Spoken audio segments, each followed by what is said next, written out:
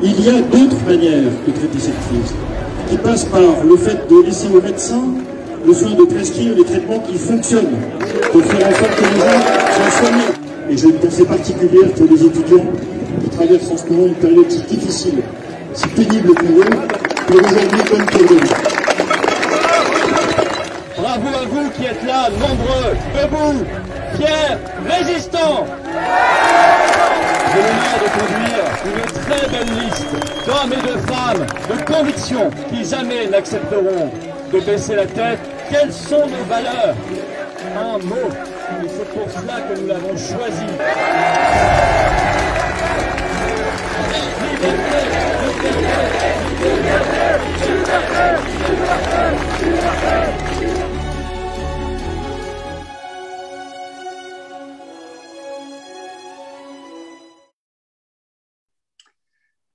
Voilà, bonsoir à tous. Bienvenue. Nous sommes en direct sur Facebook avec Jean-Frédéric Poisson. Bonsoir. Voilà, bonsoir. Je suis vraiment ravi, Jean-Frédéric, qu'on puisse faire cet exercice, d'autant que nous ne l'avons pas encore fait. On n'avait pas profité des confinements pour le faire. Hein, on répare ça.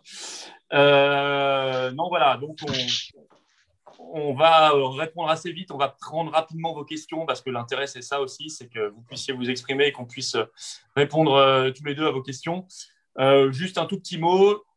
Je suis ravi de vous retrouver sur cette page Facebook. Ça fait pas mal de temps parce que j'ai fait pas mal de directs YouTube, mais ça fait pas mal de temps que je ne suis pas revenu sur Facebook pour les directs. Donc, de mon côté, je suis ravi. Deuxièmement, je suis encore plus ravi de le faire avec Jean-Frédéric et le mouvement VIA, la voix du peuple.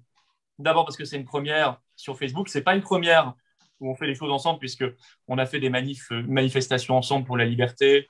Et puis, vous le savez, nous sommes alliés pour une liste, celle que j'ai l'honneur de conduire dans le Grand Est, la liste Liberté, donc qui est soutenue par les Patriotes et par VIA, la voix du peuple. Et donc ça, c'est quand même un magnifique exemple de rassemblement souverainiste. On en parle beaucoup. Le faire, c'est quand même mieux.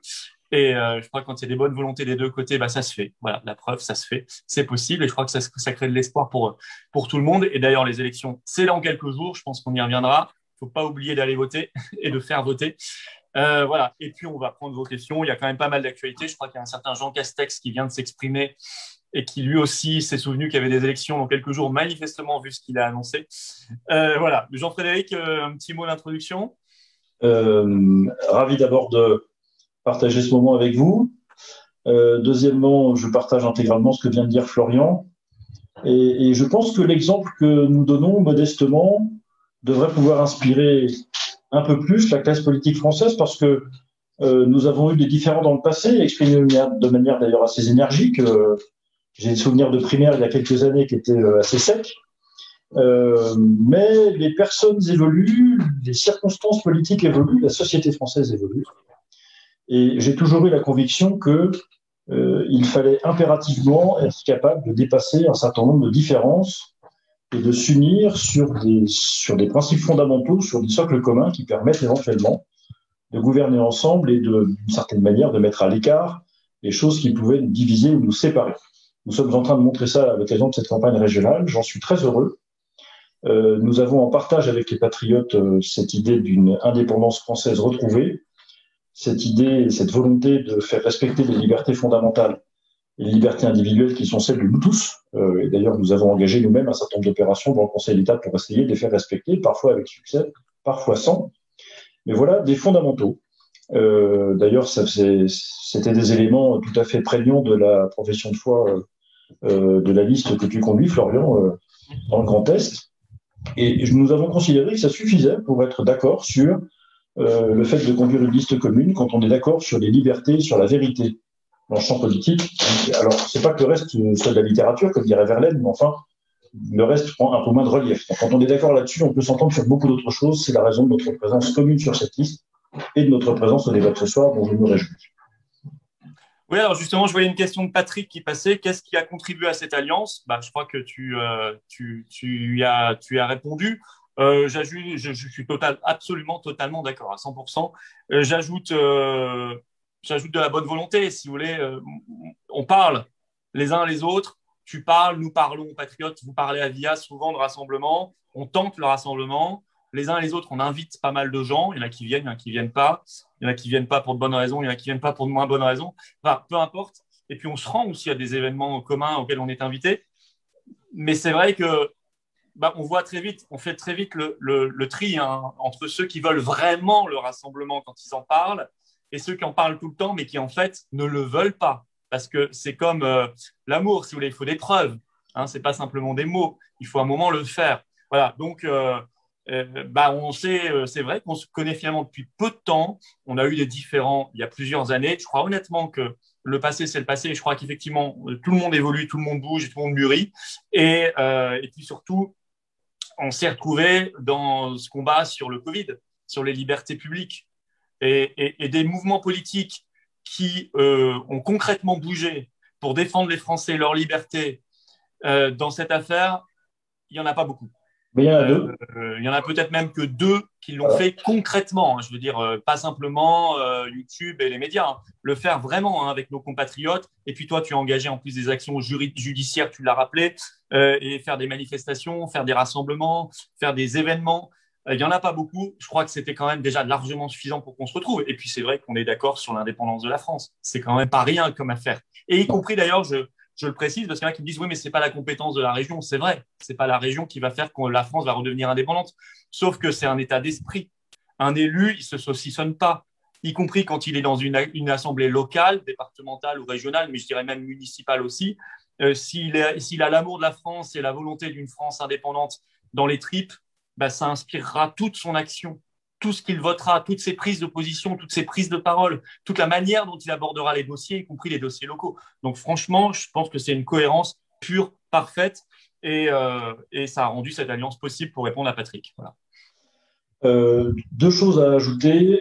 La première, c'est que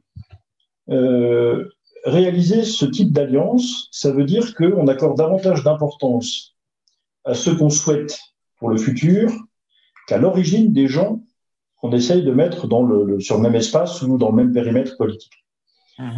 J'ai été souvent interrogé sur le fait que nous ayons noué des alliances au municipal, par exemple, l'an dernier, avec de temps en temps des candidats issus du Rassemblement national. C'était le cas à Lyon et dans beaucoup d'autres villes de France.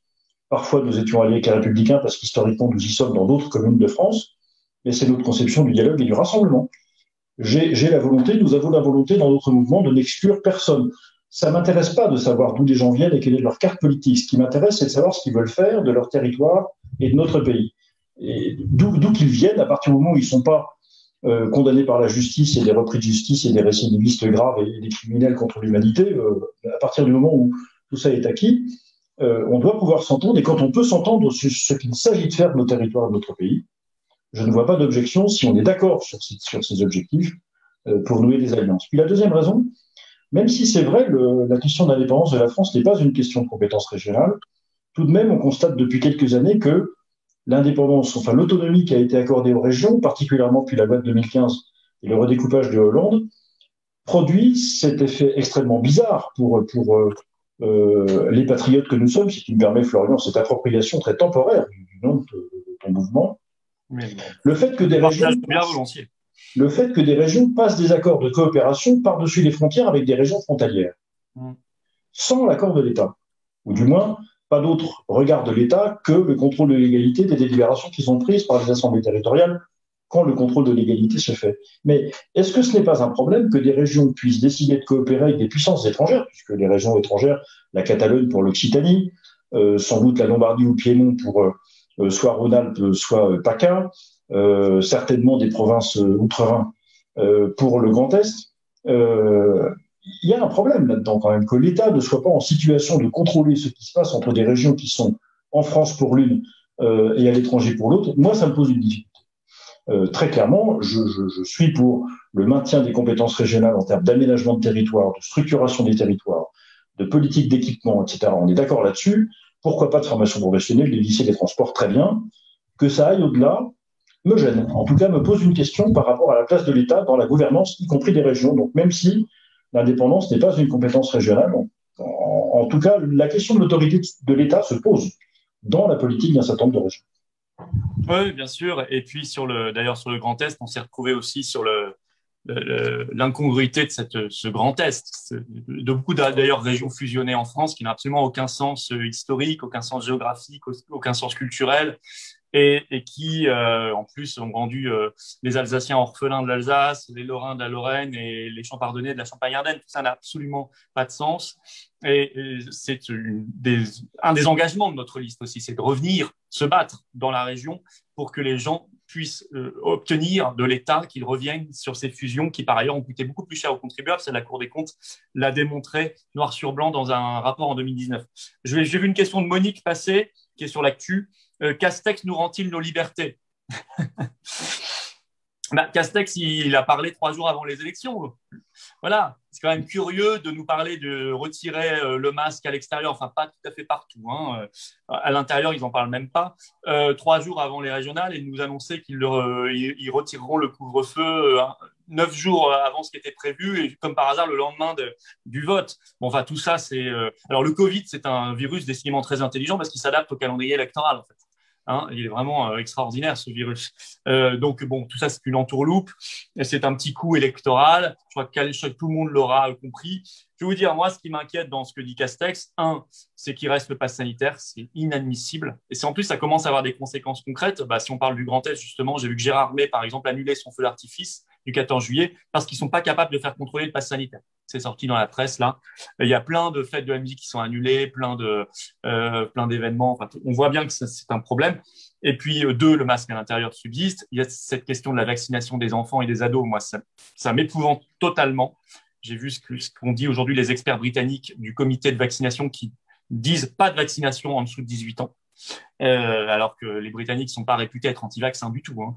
Donc, alors qu'en France, on y va, on ne se pose pas de questions, on fait la morale aux ados, on présente ça comme une action civique. Et puis, Castex, surtout, a ajouté dans cette déclaration, mais attention, si ça repart, si les cas repartent, l'épidémie, alors on reviendra sur des restrictions de liberté. Donc, en fait, ils ne sortent plus de cette logique folle. Et ça va repartir. Pourquoi? Parce qu'au Royaume-Uni, c'est en train de repartir.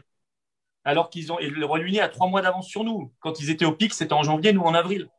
Et qu'ils ont beaucoup plus vaccinés que nous.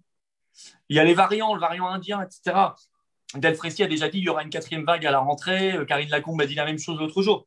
Donc, ça veut dire qu'ils vont toujours nous faire croire qu'une politique de restriction de liberté, c'est une politique sanitaire. Ça n'est pas une politique sanitaire.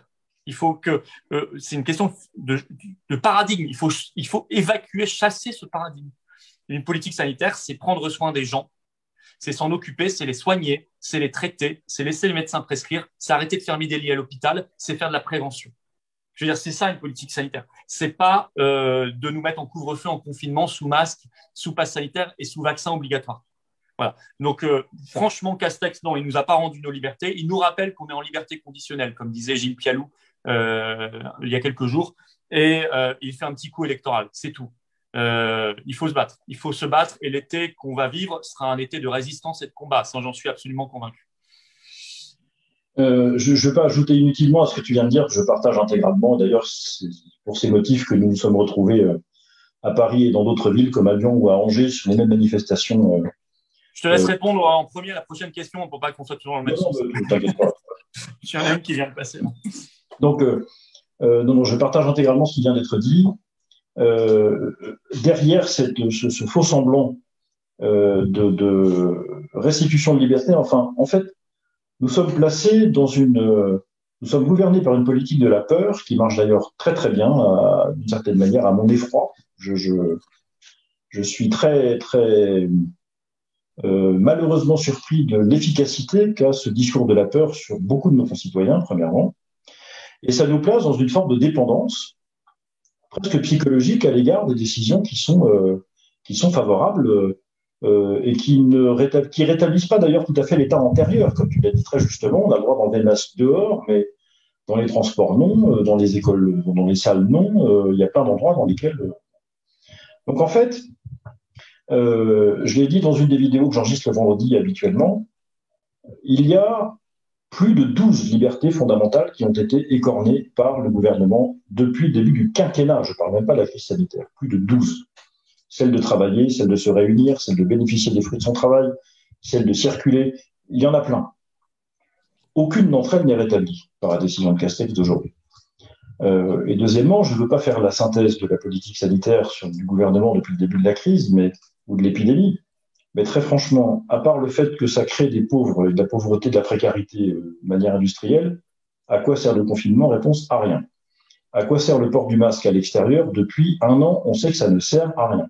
J'ai moi-même d'ailleurs essayé désespérément de me faire verbaliser en ne portant jamais le masque dans la rue partout où je suis. Je n'y suis pas arrivé. Pareil. Je le regrette parce que je serais allé contester bien volontiers cette privation indue de liberté devant les tribunaux. Je ne sais pas ce qui serait passé, mais enfin, je trouvais que c'était ma manière à moi aussi de participer à la désobéissance civile que nous avons, mon cher Florian, toi comme moi, prôné en son temps. Donc en fait, il y a un projet politique derrière tout ça, qui est celui de notre asservissement, qui est celui de la réduction de nos libertés, parce que quand on réduit les libertés des gens, eh bien, on a davantage de possibilités quand on gouverne dans ce sens pour faire exactement ce qu'on veut. Et qu'est-ce qu'ils veulent? Ils veulent tout simplement que les multinationales, la spéculation financière et les grands opérateurs mondiaux terminent de nous sucer le sang, comme dirait l'autre, et faire en sorte que le marché, l'argent domine tout et que soyons nous simplement des gens qui alimentent ce système en consommant, en nous promenant dans la rue quand on a le droit, en dormant la nuit et en ne partant en week-end que quand on nous en donne la permission. Voilà le projet de société qui est derrière ça et qui a motivé chez les patriotes comme chez nous, via la Voix du Peuple d'ailleurs, une opposition formelle à tout ça. Donc non, Castex ne nous rend pas nos libertés, puisque le fait de nous rendre nos libertés voudrait dire qu'on supprime les dispositions du Conseil d'État qui nous fichent pour nos opinions politiques, syndicales et religieuses ou philosophiques. Ça voudrait dire qu'on supprime des lois qui organisent la censure sur les réseaux sociaux. Ça voudrait dire qu'on nous donne le droit de faire des réunions publiques et politiques qui ont pris pendant les campagnes électorales. Ça voudrait dire qu'on a le droit de circuler comme on veut, quand on veut, à n'importe quelle heure du jour et de la nuit, etc., etc., etc. Rien de tout ça n'est à l'ordre du jour. Et j'ajoute que ce qui arrange le plus le gouvernement, c'est que l'État que nous connaissons perdure le plus tard possible, c'est-à-dire très clairement jusqu'à une date très proche de la prochaine élection présidentielle, puisque comme ça, la boucle sera bouclée d'une certaine façon.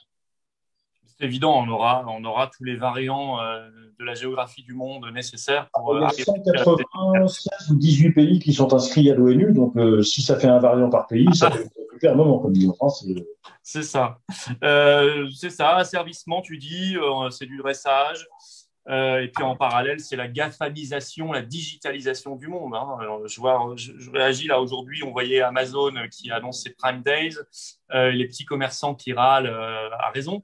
Mais enfin, le gouvernement qui dit on a essayé de convaincre Amazon, ils ne veulent pas décaler. Enfin, c'est une sacrée hypocrisie du gouvernement. Le gouvernement fait tout depuis au moins cette crise sanitaire, mais bien avant, mais c'est en accéléré depuis le Covid, pour favoriser ces grands opérateurs digitaux, mondiaux, qui d'ailleurs ne servent absolument pas les intérêts français, il n'y a rien de français là-dedans, et pour écrouler les indépendants, les petits, tout ce qui fait non seulement un tissu économique, mais ça fait un art de vivre aussi.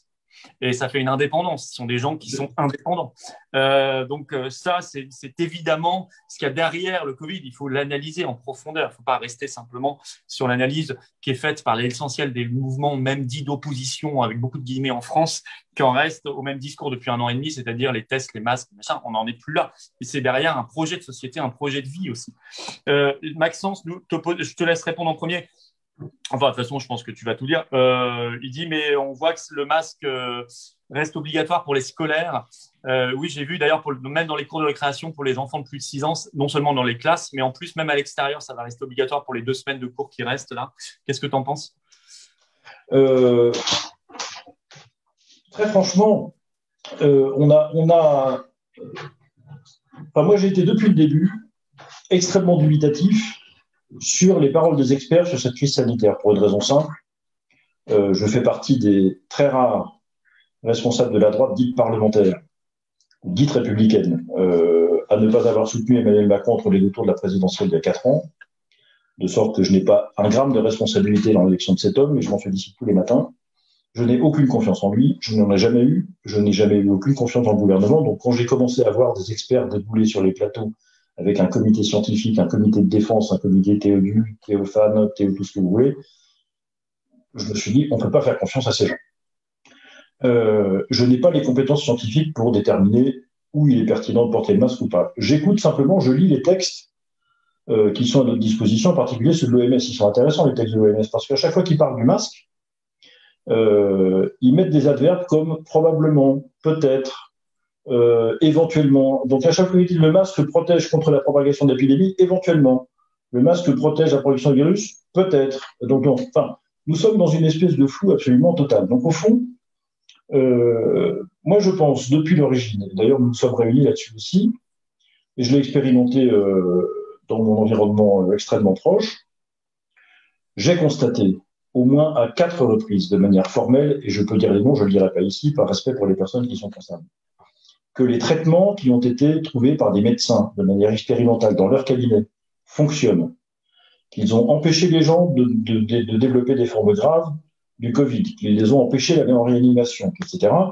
Et que depuis l'origine, on ne veut pas, alors que ça soit, je rentre pas dans les polémiques, Raoult ou pas, je veux pas, ça m'intéresse pas.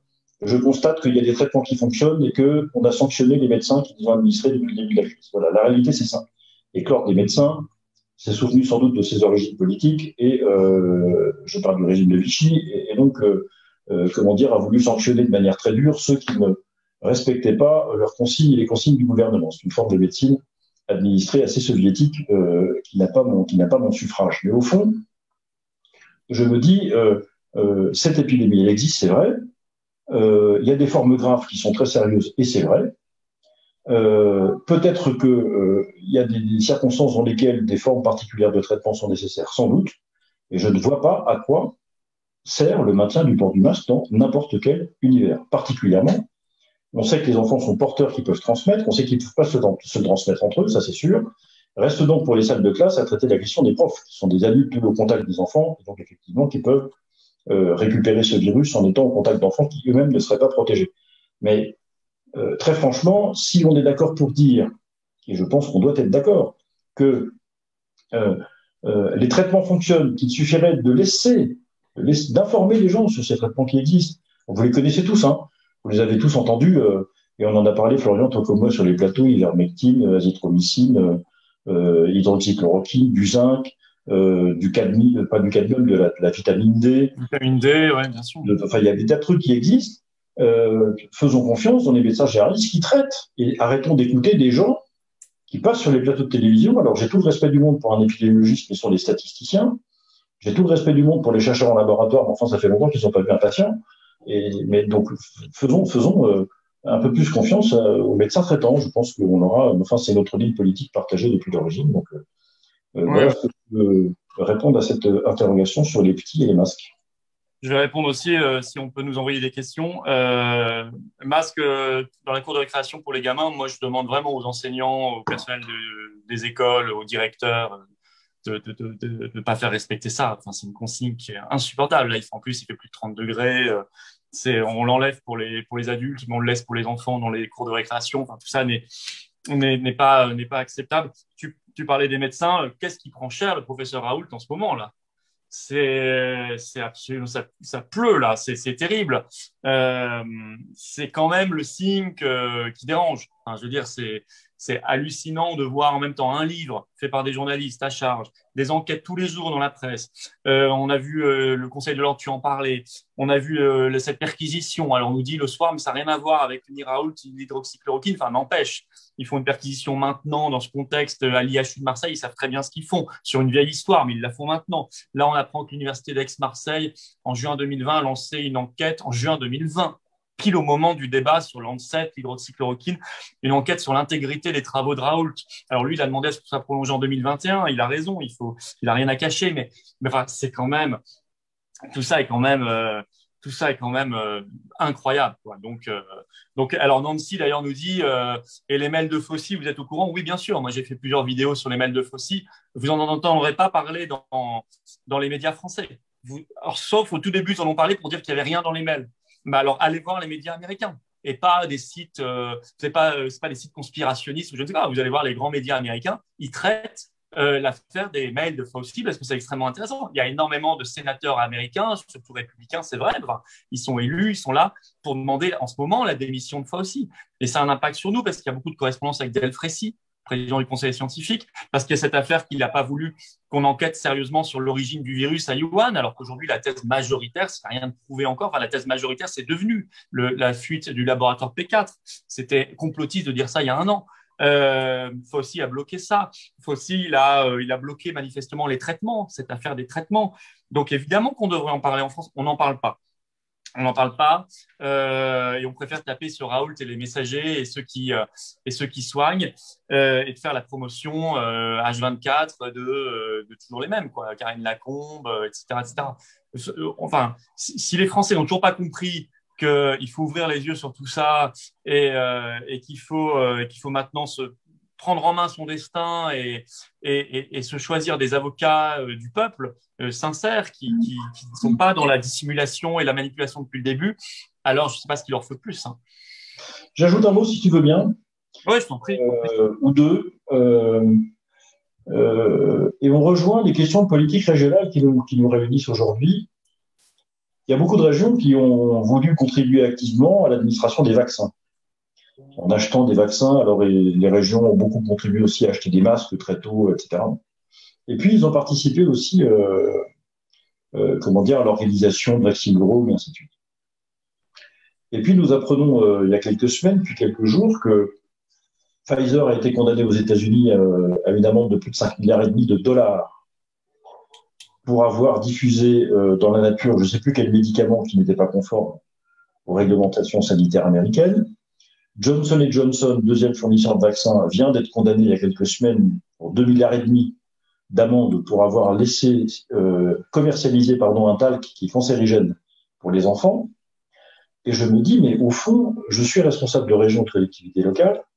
Est-ce que je peux décemment engager ma responsabilité en fournissant à mes administrés des vaccins qui viennent de compagnies qui sont condamnées? Autrement dit, est-ce que vous conseilleriez, mesdames et messieurs, chers auditeurs et auditrices qui nous écoutez, est-ce que vous conseilleriez d'aller acheter une voiture dans une concession dont vous savez que les pneus peuvent avoir quelques malfaçons, qu'il y en a un sur deux qui éclate dès que vous roulez à plus de 90, que les freins d'une voiture peuvent ne pas marcher, et dans un certain nombre de cas, évidemment que vous ne le feriez pas.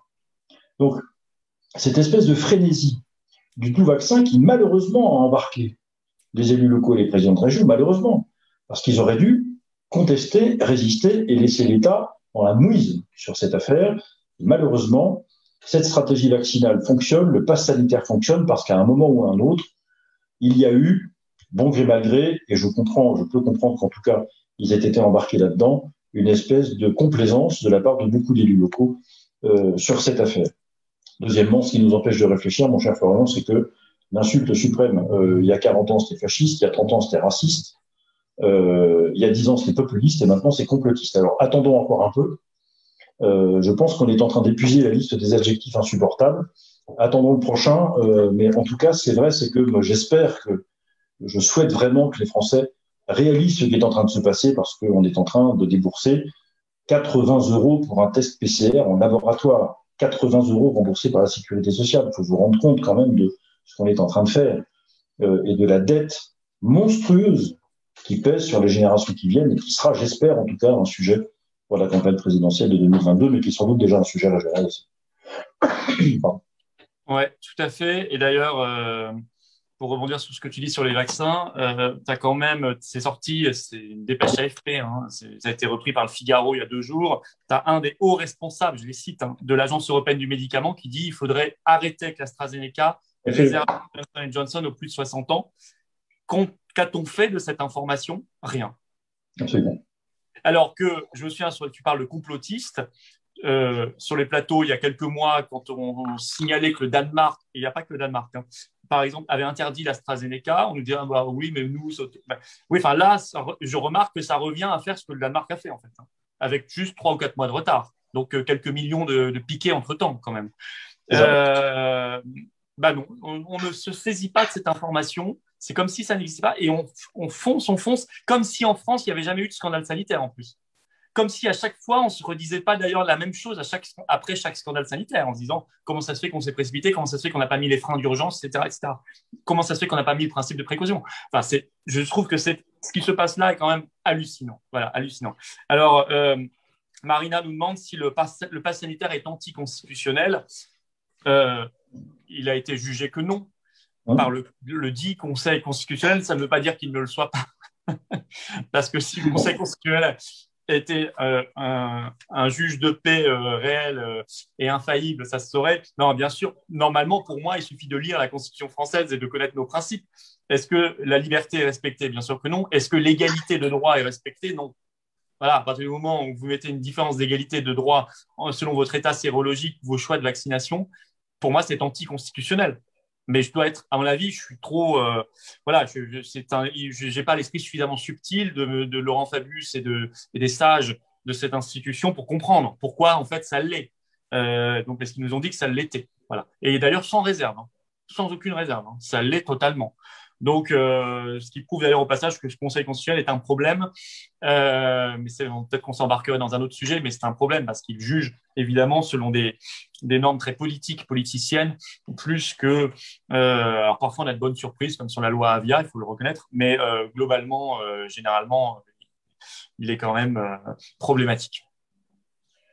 Est-ce qu'il est anticonstitutionnel? À l'évidence, oui. Je ne reprends pas les arguments que vient de développer Florian, je partage intégralement. Deux compléments.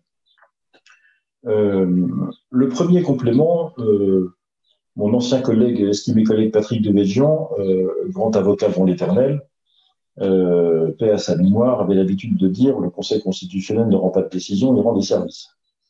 Et nous sommes typiquement dans ce genre de configuration. Il n'était pas possible que le Conseil constitutionnel saisi de ce sujet prononce un avis défavorable parce qu'évidemment, beaucoup de choses se fussent écroulées. Pour autant, je pense que, effectivement, le problème de fond, ça nous emmènerait effectivement un peu plus loin, comme tu disais Florian il y a quelques instants, ce Conseil constitutionnel qui a été conçu comme une espèce de gardien du temple de nos principes fondamentaux et de nos libertés individuelles, est devenu un acteur politique. Et ça, c'est un sujet. D'ailleurs, de la même manière que la Cour européenne des droits de l'homme. C'est exactement la même évolution. Et ce qu'on appelle l'état de droit, la plupart du temps, c'est cette évolution. C'est-à-dire, on a inventé des institutions qui auraient dû veiller comme on veille sur le lait qui est sur le feu, sur nos libertés, les garantir, les défendre en toute hypothèse, en toute circonstance, et quoi qu'il en coûte, comme dirait l'autre.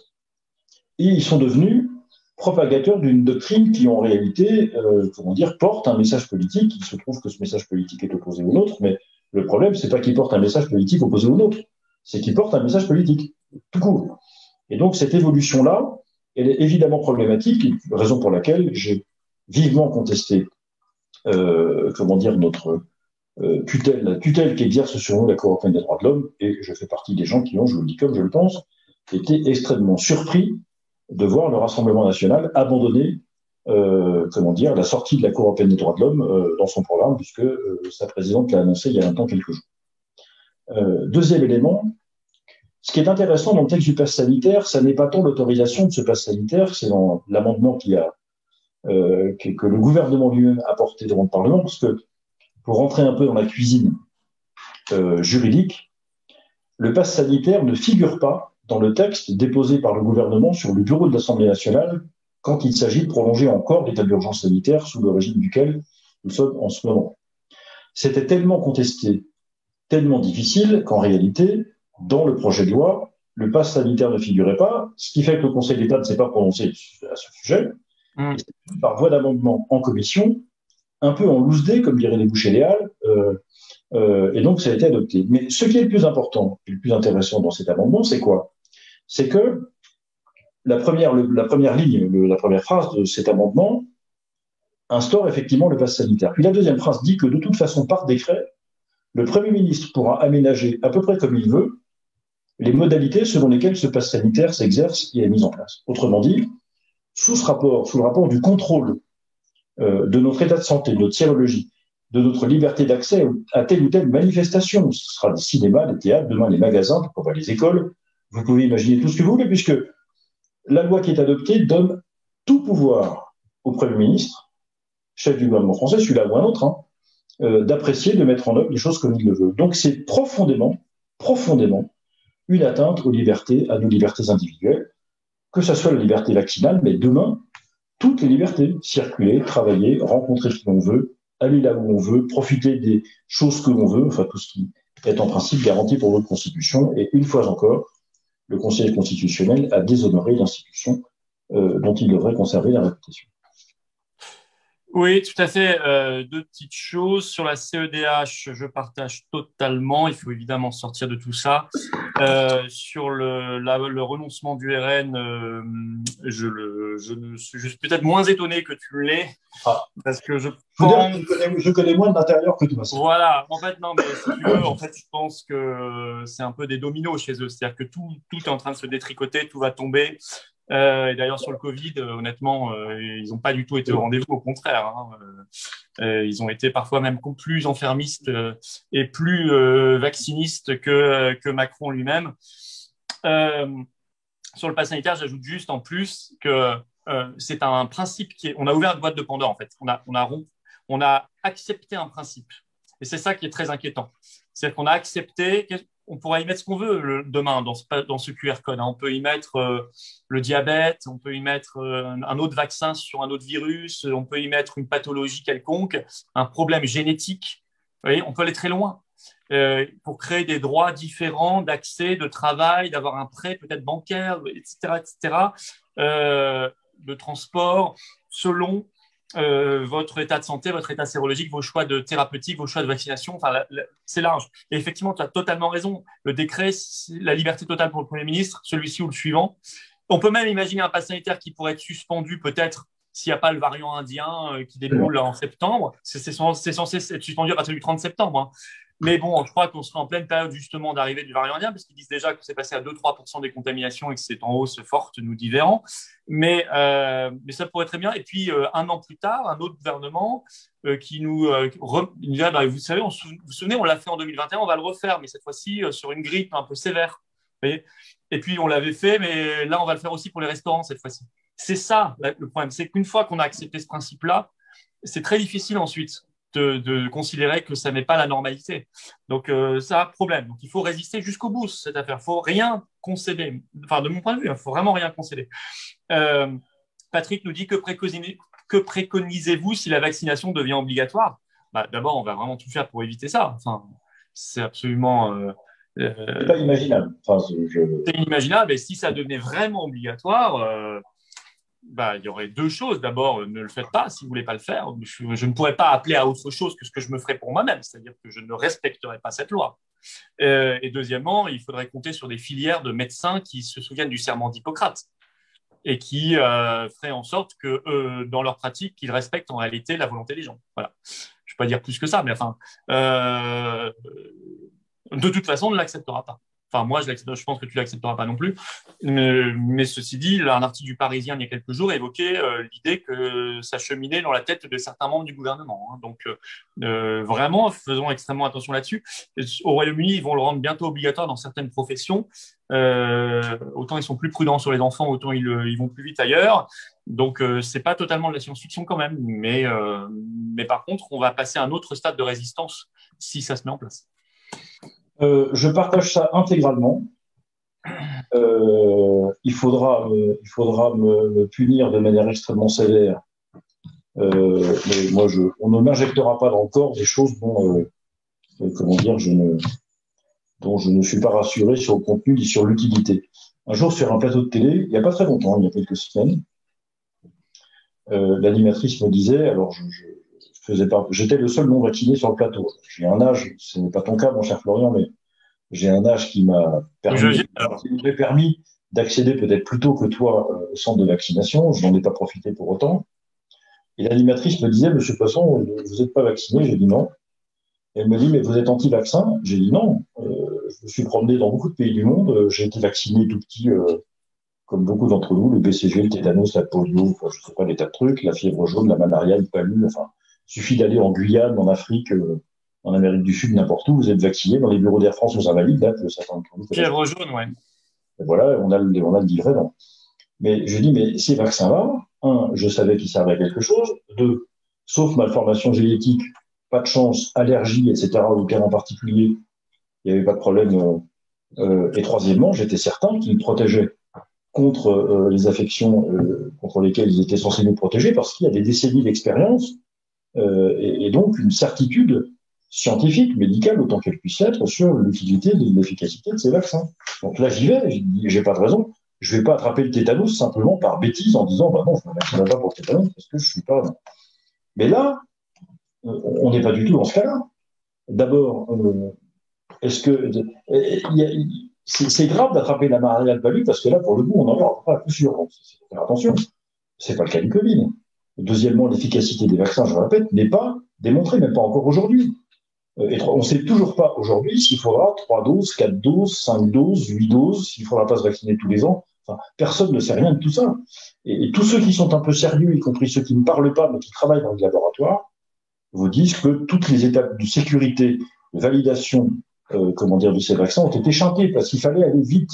Il fallait que la politique vaccinale s'impose, tout simplement parce que je pense que on a voulu, dès le début, faire la part belle aux organismes pharmaceutiques et aux big pharma, et que il y avait un choix politique d'origine qui intéresse d'ailleurs encore une fois, là pour le coup, les politiques régionales, le cas échéant, c'est-à-dire de faire confiance et de favoriser des très gros opérateurs capitalistes plutôt que les médecins généralistes dans leur cabinet ou les gens qui sont des indépendants et qui tissent nos territoires et qui maillent nos territoires. C'est ça le choix politique qui est fait. Et donc cette vision-là ne pouvait pas s'imposer autrement que par un mensonge généralisé sur la gestion d'épidémie, y compris sur les chiffres probablement, et sur le fait qu'on favorise tel ou tel type de traitement, le vaccin en l'occurrence, plutôt que tel autre. Donc tout est cohérent.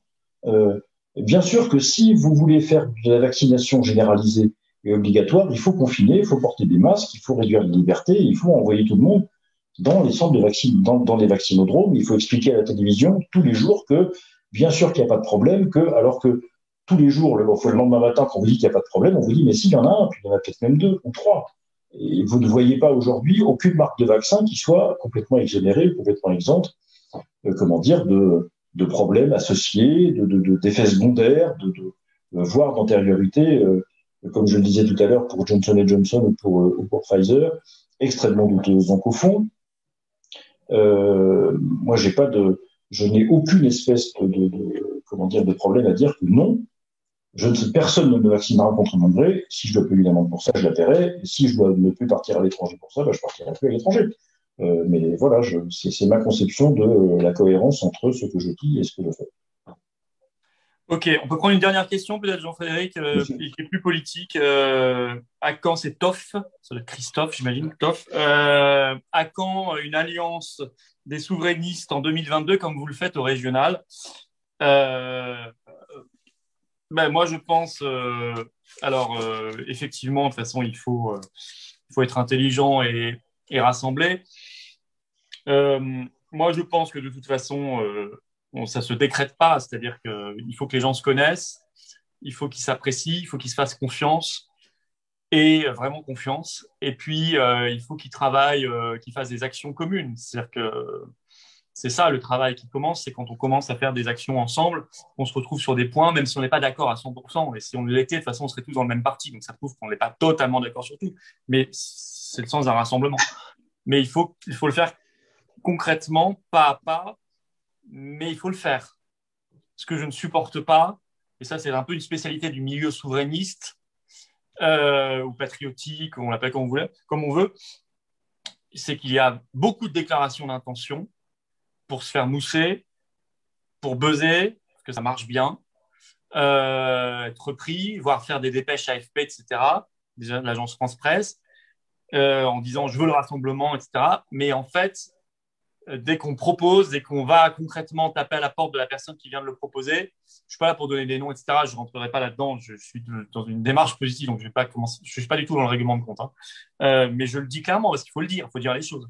Mais dès qu'on va taper à la porte, en fait, non. En fait, on trouve tous les prétextes du monde pour pas que ça se fasse pas, etc., etc.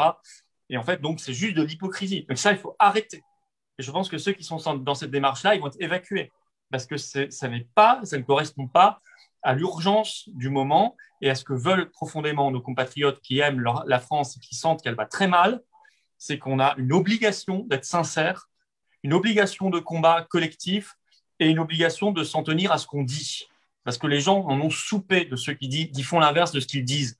Et ça vaut pour le milieu souverainiste qui a trop versé là-dedans. Voilà. Donc voilà, je n'ai pas de recette magique. Je ne sais pas comment ça va se passer en 2022, j'en sais vraiment rien. De toute façon, personne ne sait aujourd'hui qui sera candidat, pas candidat, et quels seront les rapports de force, etc. On peut être juste à peu près sûr que ça ne se passera pas comme prévu.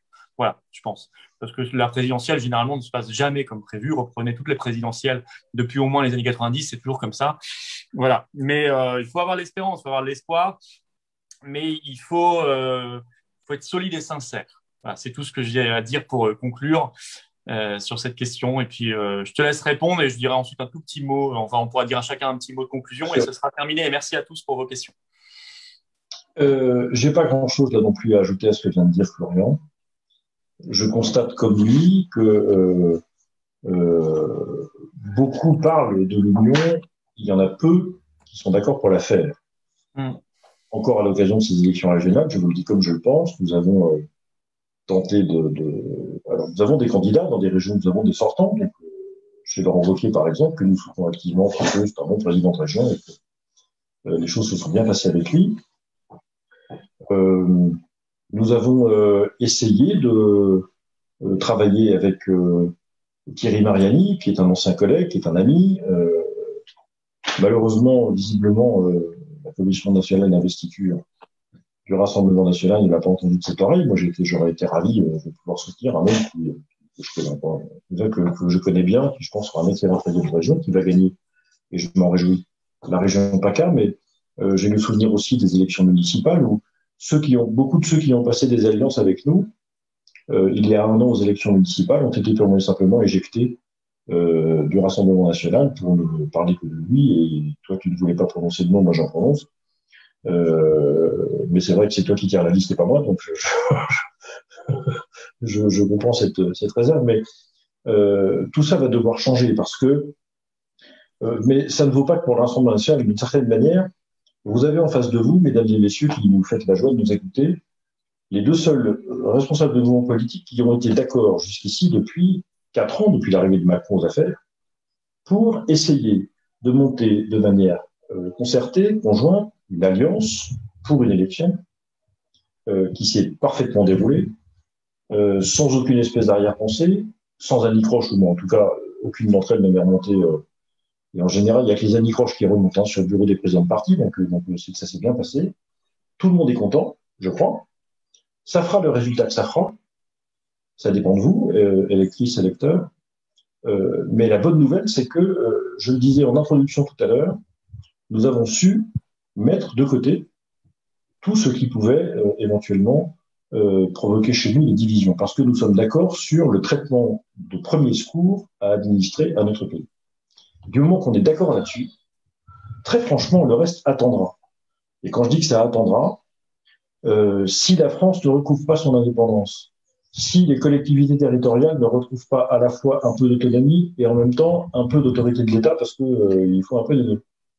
Si la vérité en politique et la liberté des individus et des personnes que nous sommes ne redeviennent pas la priorité première des responsables politiques de notre pays, alors vous pourrez dire tout ce que vous voulez, faire tout ce que vous voulez, voter toutes les lois que vous voulez. Ça ne changera rien. Donc il y a un sentiment d'urgence, comme disait très justement Florian, qui peut être partagé, qui doit être partagé, et inlassablement, lui comme moi, nous essayons de travailler à convaincre les autres responsables de mouvement que l'urgence est là. Si nous n'y arrivons pas, d'abord, écoutez, on verra ce qui se passe. Au présidentiel, personne n'en sait rien. Il y a des échéances ensuite, après les présidentielles. On les traitera et on verra comment. Et puis, de toute façon, la vie ne s'arrête pas. Et la France, de toute façon, ne s'est jamais effondrée, même dans les périodes les plus sombres. Je ne parle pas que de la Deuxième Guerre mondiale, il y en a beaucoup plus grave de notre histoire collective. Il y a toujours eu des gens prêts à redresser notre pays. Je sais qu'ils existent, je sais que vous existez. J'ai confiance dans ça, même si tout ça est un peu lointain, mais voilà, nous travaillons à essayer de les réunir et de les rassembler. Ça commence dans le Grand Est ce week-end et le week-end d'après. Bonne chance à tous ceux qui portent les couleurs de la liste patriote via la voix du peuple. Et merci de nous avoir accompagnés ce soir. J'étais ravi de cet échange et de cette conversation. À refaire, même y compris en dehors des campagnes électorales, pourquoi pas. Oui, tout à fait, et tout à fait également en dehors des campagnes. Et Claude, avez-vous confiance pour le Grand Est? Oui, nous avons confiance. On a eu 3 sondages en 2 mois, on est passé de 4, puis à 6, puis à 8. Voilà, il y a une semaine 8. Donc vous voyez, vous suivez la courbe et ça vous mène à plus de 10, et c'est le seuil pour avoir des élus. N'oubliez pas que c'est une élection à la proportionnelle, vous aurez des élus. Donc je dis votez et faites voter. Je partage ce qui a été dit. Merci Jean-Frédéric pour cet échange. Merci à tous pour vos questions, pour votre participation. Nous allons refaire ça, évidemment. Et j'ajoute simplement que vous avez beaucoup parlé des élections à la fin. C'est très important d'aller voter, mais le changement ne viendra pas que des urnes. Voilà. Il faut un peuple français aussi éveillé, conscient, debout, qui se bat tous les jours, tous les instants. C'est pour ça qu'on fait tous ces rassemblements, tout ce qu'on fait les uns et les autres, parce qu'on croit que ça ne change pas simplement tous les 5 ans par un bout de papier dans une boîte, même s'il faut voter. Ça fait partie des modalités et que rien ne s'exclut. Voilà. Allez, excellente soirée à vous tous. Merci Jean-Frédéric. Merci à toi. Merci à vous. Bravo à tous les militants sur le terrain dans le Grand Est. Je sais qu'ils sont en ce moment même en train de coller des affiches partout, distribuer des tracts, etc. Ils ont jusqu'à vendredi minuit. Je sais qu'ils sont à fond. Ce sont largement les plus présents dans la région parmi toutes les listes. On va faire un carton. Vous allez voir, ça va être une belle surprise. Et d'ici là, bonne soirée à tout le monde.